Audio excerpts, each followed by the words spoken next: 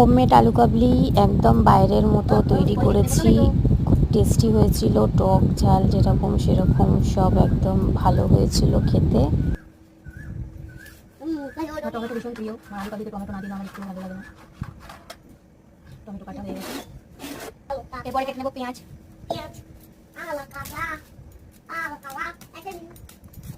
পেঁয়াজ বেশি মোটা মোটা আমার কেটে দিতে ভালো লাগে না, পেঁয়াজ আমার পাতলা পাতলা ভালো লাগে কেটে দিতে। ছোট্ট ছোট্ট চিকন চিকন করে পেঁয়াজগুলো কেটে দিচ্ছি।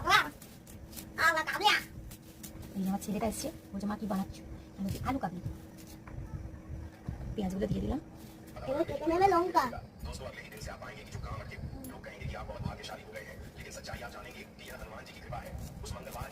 কাঁদাও দিয়া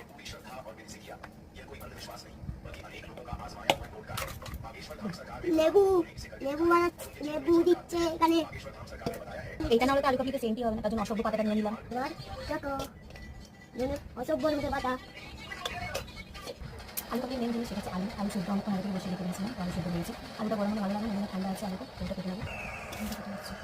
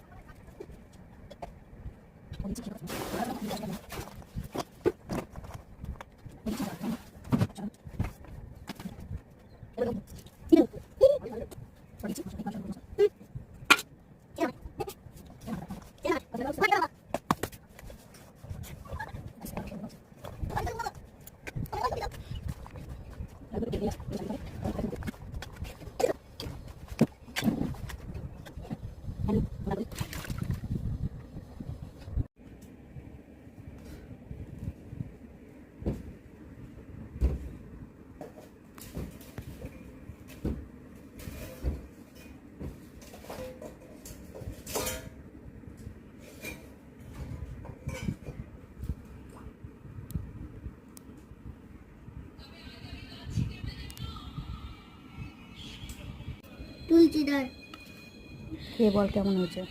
ভালো, খাও। ভালো হচ্ছে।